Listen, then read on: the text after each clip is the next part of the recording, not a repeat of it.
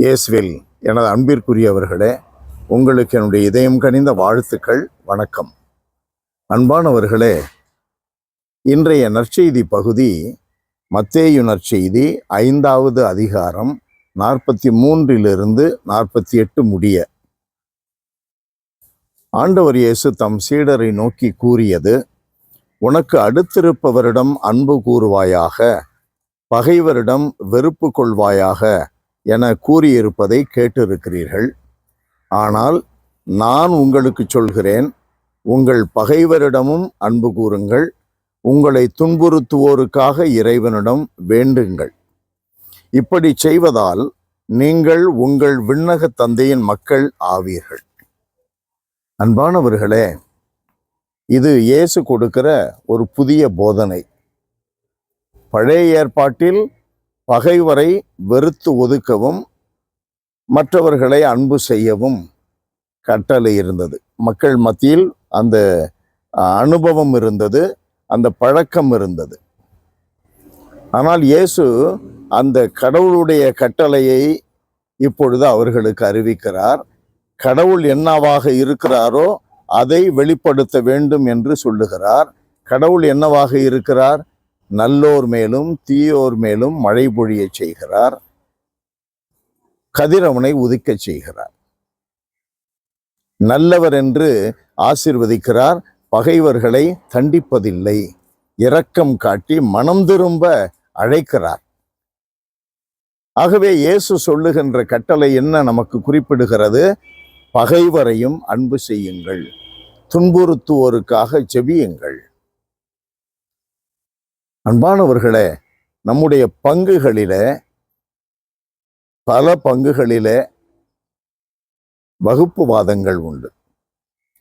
ஜாதியினால் வகுப்புவாதங்கள் உண்டு, கருத்துக்களினால் சுயநலத்தினால் பிரிவினைகள் உண்டு, கட்சி மனப்பான்மை உண்டு.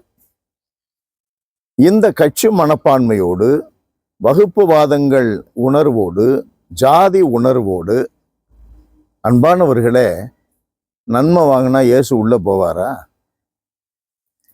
அவன் காட்டி கொடுக்கிற உணர்வோட, காசு வாங்கிக்கிட்ட அந்த உணர்வோட, அவர்களுக்கு நன்றி உணர்வோட, காசு கொடுத்தவனுக்கு நன்றி உணர்வோட, என் பாத்திரத்தில் கையிடுபவனே காட்டி கொடுப்பான் என்று சொல்லுகிற, அவருக்கு வாழ்வு தர வந்திருக்கிற, யூதாசுக்கு வாழ்வு தர வந்திருக்கிற இயேசுவனுடைய வார்த்தைகளை கேட்காமல் நற்கருணை எடுத்த உடனே அவன் உள்ளத்திலே சாத்தான் புகுந்தான் என்று மறைநூல் சொல்லுகிறதே. நம்மிலே அப்படி இருப்பவர்களிடம் மட்டும் இயேசு புகுந்து சொல்வாரா? பகைவரிடம் அன்பு காட்டுவது இயேசுவினுடைய கட்டளை. பகைவரை வெறுத்து ஒதுக்குவது சாத்தானுடைய தூண்டுதல், அதன் விளைவாக நடப்பது.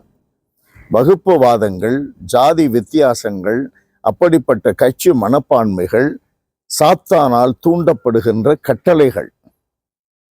நாம் யாருடைய பிள்ளைகள்? எல்லாம் வல்லவரே எங்கள் இறைவா, உம்மை போற்றி புகழுகிறோம், வாழ்த்தி வணங்குகிறோம். ஆண்டவரே, தாழ்மையோடு உம்மை ஆராதிக்கிறோம். இந்த உலகில் நாங்கள் பிறந்து வளரும் பொழுது எங்களுக்கு முன்னால் வளர்ந்து கொண்டிருக்கிறவர்கள் அவர்களிடமிருந்து நாங்கள் பெற்றுக்கொள்ளுகின்ற சில தவறான பழக்கங்களில் ஒன்று பகைவனை வெறுப்பது, அறைபவனுக்கு மறுபடியும் திரும்ப அடிப்பது, துன்புறுத்துவோருக்கு நாமும் துன்பம் கொடுக்க முயலுவது. இவைகளிடமிருந்து எங்களை காத்தருளும் ஆண்டவரே. முன்னோர்களில் பலர் புனிதர்கள் இருக்கிறார்களே, பகைவர்களையும் அன்பு செய்கின்ற, துன்புறுத்துவோருக்கும் சுகம் தருகின்ற, துன்புறுத்துவோருக்காக ஜெபிக்கின்ற அப்படிப்பட்ட முன்னோர்களை நாங்கள் பின்பற்றி உம்முடைய கட்டளைகளுக்கு பணிந்து வாழ எங்களுக்கு விசால இதயத்தை தாரும். இயேசுவின் நாமத்தில் ஜெபிக்கிறோம் பிதாவே. ஆமென், ஆமென்.